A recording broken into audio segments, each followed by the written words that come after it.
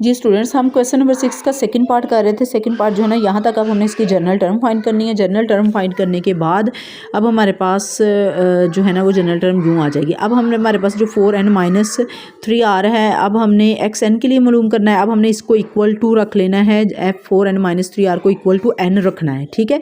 जब हम equal to n रखेंगे तो 4n ये -n is equal to 3r आ जाएगा।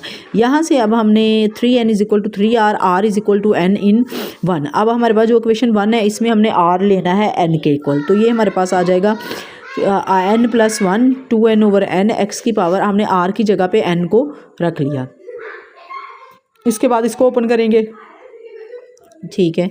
और ये हमारे पास इस तरह से 2n का फैक्टोरियल, ठीक है, n फैक्टोरियल 2n - n का फैक्टोरियल -1 की पावर n और x की पावर n, ये हमारे पास आ जाएगा। इसको यूँ हमने फिर नेक्स्ट स्टेप में ऐसे सिंप्लीफाई करना है, ठीक है।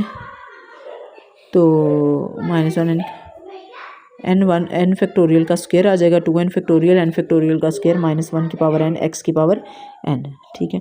तो ये अब हमारे पास x की पावर n का ये कोएफिशिएंट सारा जो है ना वो हमारे पास आ जाएगा, ठीक है।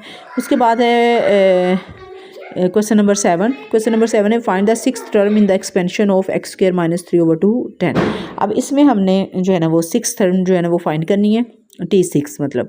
अब हमारे पास x², इसको हमने सेम इसी तरह जनरल टर्म बना ली। जनरल टर्म में हमने इस तरह इसको सिंप्लीफाई कर लिया, सारे को स्टेप बाय स्टेप हमने इसको सिंप्लीफाई करना है, ठीक है। अब r इज इक्वल टू हमने फिफ्थ टर्म हमने 6 मालूम करनी है, इसका मतलब हमें r जो है ना वो हमने 5 लेना है। इसमें r इज इक्वल टू 5 लेंगे तो हमारे पास जो है ना वो 6 टर्म इस तरह से आ जाएगी, ठीक है।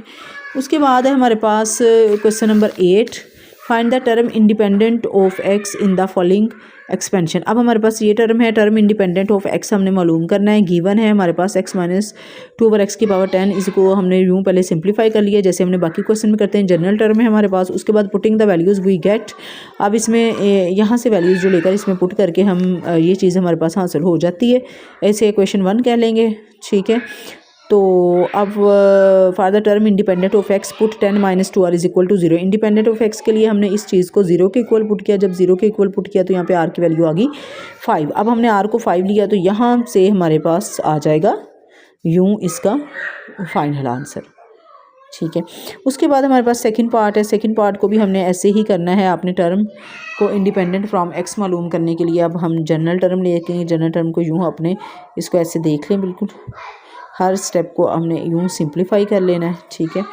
तो इंडिपेंडेंट ऑफ x मालूम करने के लिए हम क्या करेंगे, 5 - 5/2 r जो है इसको 0 पुट करेंगे।